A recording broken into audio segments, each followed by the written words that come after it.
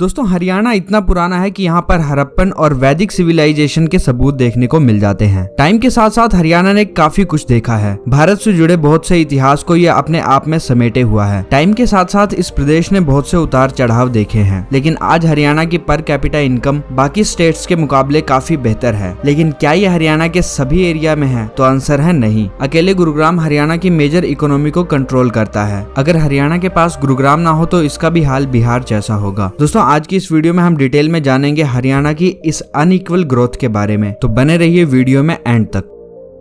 दोस्तों 1857 में अंग्रेजों के खिलाफ रिवोल्ट में हरियाणा के लोगों ने बढ़ चढ़कर भाग लिया। हरियाणा की वजह से अंग्रेजों को काफी नुकसान हुआ। इस रिवोल्ट के बाद अंग्रेज ये समझ चुके थे कि हरियाणा उनके लिए आगे चलकर भी खतरा बन सकता है, इसलिए उन्होंने हिंदी रीजन वाले इस स्टेट को पंजाबी रीजन के साथ मिक्स कर दिया। हरियाणा हमेशा से दिल्ली रीजन का हिस्सा था और ये यूपी से जुड़ा था। अब पंजाब से जुड़ने के बाद हरियाणा वालों को पंजाबी कल्चर और पंजाबी लैंग्वेज सीखने के लिए काफी स्ट्रगल करना पड़ा। उनके ऊपर पंजाबी लैंग्वेज जबरदस्ती थोपी जा रही थी। इसलिए जब आजादी की जंग की तैयारियां चल रही थी तब हरियाणा को एक अलग से स्टेट बनाने की भी मांग आई। सबसे पहले इसकी डिमांड की थी स्वामी सत्यानंद जी ने, लेकिन दोस्तों आजादी के बाद भी हरियाणा एक अलग से स्टेट नहीं बन पाया। कुछ टाइम बाद काफी कोशिशें करने के बाद फाइनली 1 नवंबर 1966 को हिमाचल प्रदेश और हरियाणा को पंजाब से अलग किया गया और एक अलग स्टेट बनाया गया। लेकिन अलग स्टेट होने के बाद भी हरियाणा ने कुछ नया नहीं उखाड़ा। वो बहुत गरीब स्टेट बन चुका था। हरियाणा को पंजाब का गरीब भाई भी कहा जाने लगा। दोस्तों हरियाणा की हालत उस टाइम ऐसी थी कि अपने वर्किंग एम्प्लॉयज को भी देने तक के पैसे नहीं थे। पूरा हरियाणा अपने एग्रीकल्चर पर डिपेंड करता था, लेकिन ब्रिटिश गवर्नमेंट के चलते यहाँ की जमीन भी बंजर हो गई थी, क्योंकि ब्रिटिशर्स ने इस एरिया को काफी इग्नोर किया। इस वजह से काफी समय तक यहाँ पर खेती नहीं हुई और अब ये जमीनें बंजर हो चुकी थी। यहाँ पर कुछ उगा पाना बहुत मुश्किल था, लेकिन इतनी मुश्किलें होते हुए भी हरियाणा ने हार नहीं मानी। अब ना ही हरियाणा के पास पैसे थे और ना ही वो एग्रीकल्चर पर डिपेंड हो सकते थे। लेकिन थोड़े ही टाइम बाद हरियाणा की जीडीपी में रैपिड ग्रोथ देखने को मिली और इस ग्रोथ का कारण है भाखरा नंगल डैम। ये डैम हरियाणा और पंजाब दोनों में ही सिचुएटेड है। इंडियन गवर्नमेंट ने हरियाणा और पंजाब को ग्रीन रेवोल्यूशन के लिए चुना। हरियाणा वालों ने फाइनली अपनी जमीन को बंजर से उपजाऊ बना लिया और उसके बाद तो हरियाणा की ग्रोथ दुगनी तेजी से होने लगी। कुछ टाइम बाद ये ग्रोथ इतनी तेज रही कि पंजाब पीछे छूट गया। हरियाणा की रैपिड ग्रोथ का एक कारण ये भी था कि ये प्रदेश दिल्ली के साथ अपनी बाउंड्रीज शेयर करता है। अब जब दिल्ली में इतना स्पेस ही नहीं था कि कोई भी बिल्डर अपना प्लांट या कंपनी दिल्ली में स्टार्ट कर सके, तो उन्होंने दिल्ली के पास वाला एरिया गुरुग्राम को चुना। सबसे पहले शुरुआत मारुति ने की ऑटोमोबाइल के साथ। उसके साथ साथ कई सारी आईटी कंपनीज आना शुरू हुई, बड़ी बड़ी बिल्डिंग्स बनाई और फिर ये नंबर बढ़ता चला गया। इसलिए हरियाणा के गुरुग्राम को आईटी हब कहा जाता है। इसके अलावा हरियाणा के एग्री फूड्स को दिल्ली में एक बड़ी मार्केट भी मिल जाती है, जहाँ तक पंजाब का पहुंचना थोड़ा सा मुश्किल है। हरियाणा इंडिया की जीडीपी में टोटल 3.86% कंट्रीब्यूट करता है, जबकि जिस पंजाब से ये अलग हुआ उसका कंट्रीब्यूशन सिर्फ 2.34% ही है। लेकिन इस सब के बावजूद भी हरियाणा को ग्रोथ मॉडल स्टेट के रूप में नहीं देखा जाता। आज भी Haryana poor social development, non uniform growth और इनइक्वालिटी के दलदल में फंसा पड़ा है। आज भले ही हरियाणा एक रैपिड ग्रोथ वाला स्टेट है, लेकिन अगर हम हरियाणा से गुरुग्राम को निकाल दें तो पूरा हरियाणा उसी तरह से पुअर इकोनॉमी वाला स्टेट माना जाएगा जैसे बिहार, झारखंड और मध्य प्रदेश माने जाते हैं। ऐसा इसलिए है क्योंकि हरियाणा फुल इकोनॉमी स्टेबल वाला स्टेट नहीं है। इसकी ग्रोथ महज कुछ ही डिस्ट्रिक्ट में देखी गई है, जैसे कि फरीदाबाद, सोनीपत, गुरुग्राम एक्सेट्रा। इन सब में ज्यादा से ज्यादा ग्रोथ रेट है गुरुग्राम का। बाकी के इलाके आज भी उसी तरह सफर कर रहे हैं जैसे पहले किया करते थे। आपको ये बात जानकर भी हैरानी होगी कि इस स्टेट का टोटल रेवेन्यू 60% है, जो कि गुरुग्राम से ही आता है, और टोटल इन्वेस्टमेंट 70% है, वो भी गुरुग्राम को ही जाता है। दोस्तों हरियाणा में भारत का हाईएस्ट अनएम्प्लॉयमेंट रेट भी है। लेकिन आपके मन में ये सवाल जरूर होगा कि गुरुग्राम में ऑटोमोबाइल और आईटी हब होने के बावजूद भी हरियाणा के लोगों के पास जॉब कैसे नहीं है। हरियाणा के अंदर अनएम्प्लॉयमेंट रेट 37.4% है, जबकि इससे बेटर कंडीशन तो राजस्थान, बिहार और झारखंड की है। दोस्तों इसका सबसे बड़ा कारण है पुअर स्किल्स। इस बात को हरियाणा गवर्नमेंट ने भी एक्सेप्ट किया है और इन लोगों की पुअर स्किल्स के पीछे कारण है यहाँ का एजुकेशन सिस्टम। इसके साथ साथ यहाँ के लोगों का माइंडसेट भी इस चीज के लिए जिम्मेदार है। अगर आप एक एवरेज हरियाणवी का माइंडसेट देखें तो आपको ये देखने को मिलेगा कि उन्हें एक फिक्स्ड और अच्छी सैलरी वाली जॉब ही बेस्ट है। यहाँ के लोग ऐसी ही जॉब करना चाहते हैं। ये लोग बाकियों की तरह बिजनेस और लेबर ओरिएंटेड काम नहीं करना चाहते। इसी के चलते उन्हें उनकी मनचाही जॉब नहीं मिल पाती और वो स्ट्रगल करते रहते हैं और अनएम्प्लॉयमेंट रेट हरियाणा का बढ़ता रहता है। इस प्रॉब्लम से उभरने के लिए हरियाणा की गवर्नमेंट को चाहिए कि वो अपने लोगों को स्किल्स प्रोवाइड करें, एजुकेशन सेंटर्स में फीस को कम किया जाए, मॉडर्न स्किल्स के लिए पैसा लगाया जाए और दूर दूर तक गाँव कस्बों में भी इसको प्रमोट किया जाए ताकि स्टेट की इकोनॉमी हर सेक्टर और हर एरिया में इक्वल रहे। आई होप दोस्तों वीडियो आपको पसंद आया होगा। इन्फॉर्मेशन अच्छी लगी तो इसे लाइक और शेयर जरूर करें।